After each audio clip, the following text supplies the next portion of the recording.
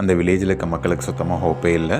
ஒன்று அவங்க வேறு ஏதாவது வேலைக்கு போய் வாங்கி வச்சிருக்க கடனை திரும்ப அடைக்கணும், இல்லைனா சூசைட் பண்ணிக்கணும். அவ்வளோதான், எல்லாம் முடிஞ்சதுன்னு நினைக்கிறாங்க.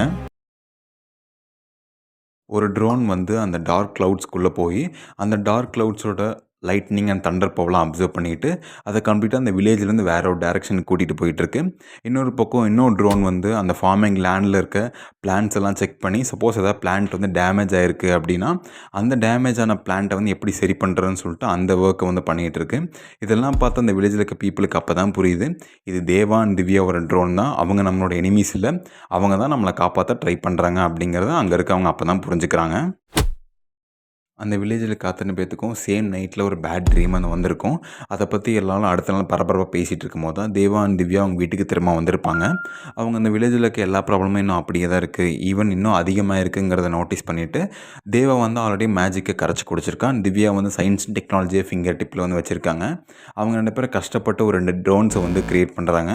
அடுத்த நாள் அந்த 2 ட்ரோன்ஸ் வந்து எப்படி யூஸ் பண்ணணும், என்னென்னலாம் அதை பண்ணணும் அப்படிங்கிறத வில்லேஜ் பீப்புளுக்கு எக்ஸ்பிளைன் பண்ணிட்டு இருக்கும்போது அவங்க தப்பாக புரிஞ்சுக்கிட்டு இவங்க தான் அந்த 2 கில்லர்ஸ், அந்த 2 ட்ரோன்ஸை வச்சு தான் எல்லாரையும் வந்து அழிக்க போகிறாங்கன்னு தப்பாக புரிஞ்சுக்கிறாங்க.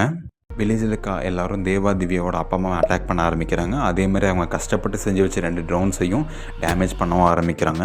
இதெல்லாம் பார்த்து தேவாவுக்கு பயங்கரமான கோபமும் வருது. அவன் மேஜிக்கல் பவர்ஸ் எல்லாம் யூஸ் பண்ணி இவங்க எல்லாத்தையும் ஏதாச்சும் பண்ணணும்னு சொல்லி ட்ரை பண்ணுறான்.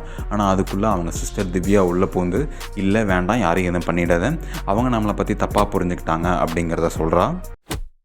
வருண் அப்படிங்கிற ட்ரோன் வந்து டார்க் க்ளவுட்ஸ்குள்ளே போய் அங்கே இருக்கிற லைட்னிங் அண்ட் தண்டர் பவர்லாம் அப்சர்வ் பண்ணிவிட்டு ரெயின் ஃப்ளோவை கண்ட்ரோல் பண்ணுறது, அந்த டார்க் க்ளவுட்ஸையும் ஒரு டேரெக்ஷனில் வேறு டேரெக்ஷன் கூட்டிகிட்டு போகிறது, இந்த மாதிரி ஒர்க்கெல்லாம் வருண் அப்படிங்கிற ட்ரோன் வந்து பண்ணோம்.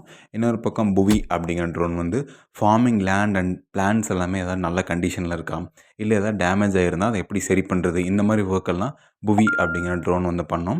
ஸோ இந்த 2 ட்ரோன்ஸோட ஹெல்ப்போட ஃபார்மர்ஸ் எல்லாம் கொஞ்சம் கொஞ்சமாக ஈல்டை வந்து ப்ரொடியூஸ் பண்ண ஆரம்பிக்கிறாங்க.